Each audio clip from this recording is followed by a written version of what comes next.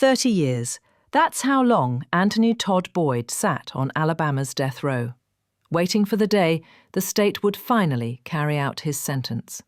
And on October 23, 2025, that day came. But what really shocked people wasn't how he died.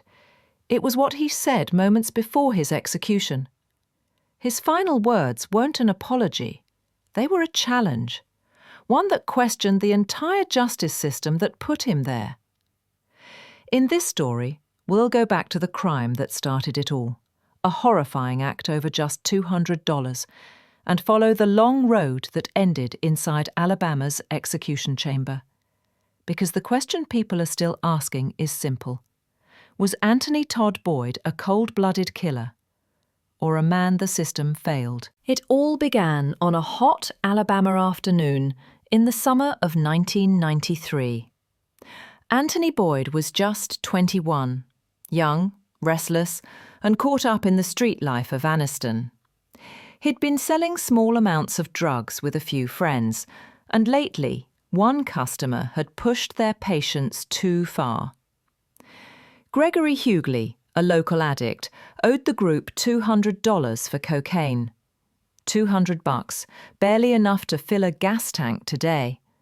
But that small debt would lead to one of the most brutal murders Talladega County had ever seen.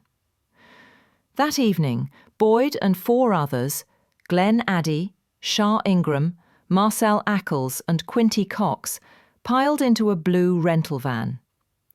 Cox brought along a MAC-11 pistol. They said they were just going to handle the situation. But everyone in that van knew what that really meant. When they found Hughley walking near some apartments, Ingram jumped out with the gun. He forced Hughley inside while the man begged, "Please, don't kill me." They drove off, ignoring his cries, as he tried to promise he'd pay later. At a gas station, Ackles filled a plastic container with gasoline, a small moment that sealed Gregory Hughley's fate. They headed to an empty baseball field outside town, where night was beginning to fall. There, in the silence of the field, the men tied Hughley to a bench with duct tape. Gasoline soaked his clothes. A single match was struck, and in seconds, flames devoured everything. They watched for nearly 15 minutes, motionless, as Hughley tried to roll off the bench. Then he stopped moving. A debt of $200, paid with a man's life. By the next morning, the quiet baseball field had turned into a crime scene. Underneath a tree, police found what was left of Gregory Hughley, his body completely burned, barely recognizable. Investigators could only confirm his identity through the few fingerprints that hadn't turned to ash. The murder stunned the small Alabama town. Rumors spread fast. People whispered about who could do something so cruel. Before long, police started connecting names to faces, and one name came up again and again: Anthony Boyd. In September 1993, officers showed up at Boyd's home.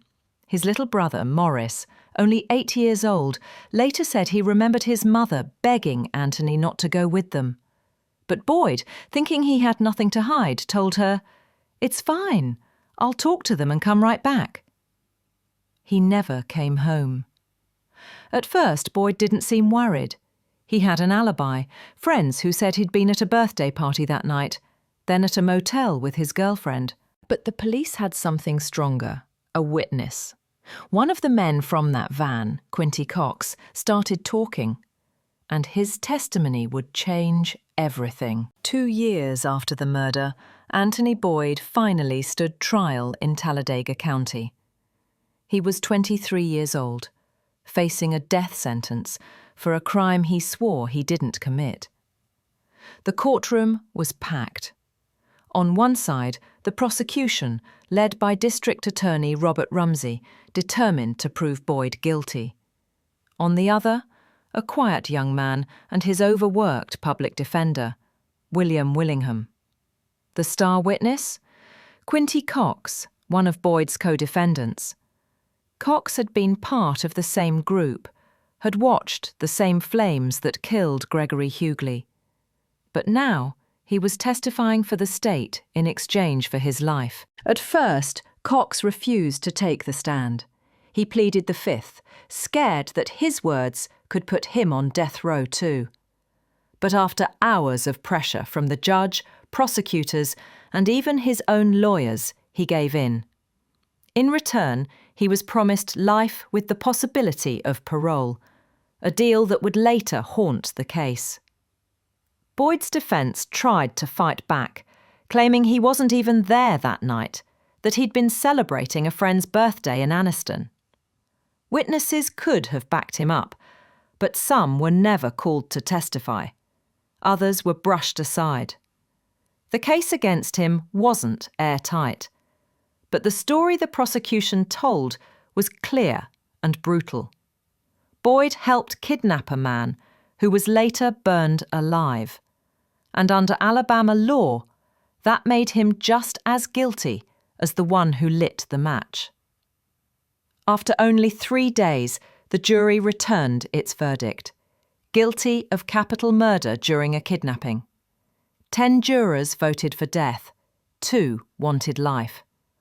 But in Alabama, a split vote was enough to send him to death row. When the sentence was read, Boyd looked toward his family and said quietly, "I'll maintain my innocence until the day I die." After the trial, Anthony Todd Boyd was sent to William C. Holman Prison, one of the toughest facilities in Alabama.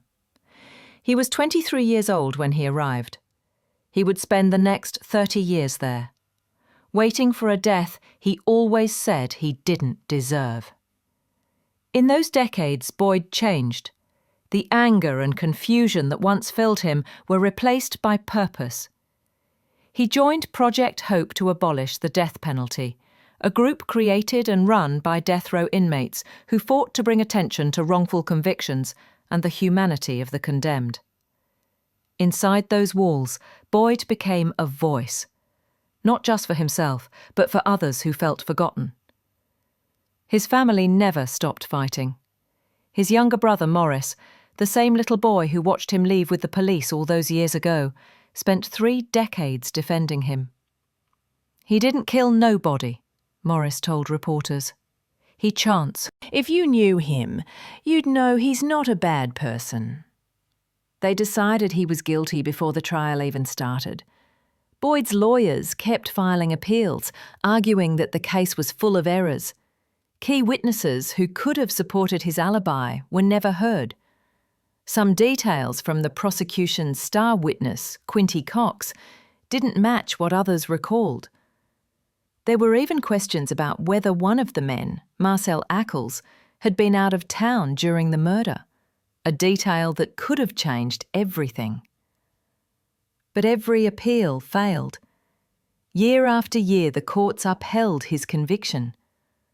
And while the other men from that night slowly faded from public memory, one serving life, another released early, Boyd remained on death row, writing letters, mentoring younger inmates, and waiting for a system that never gave him a second. In August 2025, after more than 3 decades on death row, Anthony Boyd's time finally ran out. The state of Alabama set his execution date for October 23rd to be carried out by nitrogen hypoxia, an experimental method that had only been used 3 times before in US history. News of the decision hit Boyd's family like a final blow. They'd been fighting for years, hoping new evidence or public attention might buy more time. Instead, the countdown had officially begun. As the date approached, Boyd made one last, desperate move. He recorded a message for Alabama's governor, Kay Ivey, asking for a personal meeting before his execution. His voice was calm, but full of exhaustion. "Before an innocent man is executed, come sit with me. Talk to the guy you've called one of the worst of the worst. I want you to see who I really am." He even offered her a deal. If she sensed any dishonesty in his words, he said, she could go ahead and let the execution proceed. But if not, he begged her to stop it. The response came quickly. The governor's office said there would be no meeting, that there were no new legal filings to justify a delay. It was over. That week, reporters described a strange calm around Holman Prison. Boyd spoke with his brother, his daughter, and a few close friends. He spent hours on the phone, talking about his childhood, about forgiveness, and about hope, even as the clock ran out. For 30 years he had lived in a cage. Now the state was finally ready to end his story. October 23rd, 2025. The day Anthony Todd Boyd had spent more than half his life waiting for. That morning, he woke early at William C. Holman Prison in Atmore, Alabama. He accepted breakfast, but refused lunch and dinner. Maybe it was nerves, maybe peace. No one really knows. He didn't ask for a special last meal, but the night before he'd eaten a few of his favourite snacks: a cheeseburger, popcorn, Reese's Cups, Skittles, Starburst, and Fritos dipped in barbecue sauce. To drink, he chose strawberry Sunkist, lemonade, orange V8 Splash, and coffee. Small comforts before a final goodbye. Throughout the day, his family came to see him. His mother, his brother Maurice, 2 of his daughters, and a few close friends were all there. They talked, they prayed, they cried. One of his friends said he smiled, that he didn't seem angry, just tired. Later that afternoon, as the sun started to set over Holman, Boyd was led into the execution chamber. He was strapped to the gurney, a blue gas mask placed over his face. Witnesses said he looked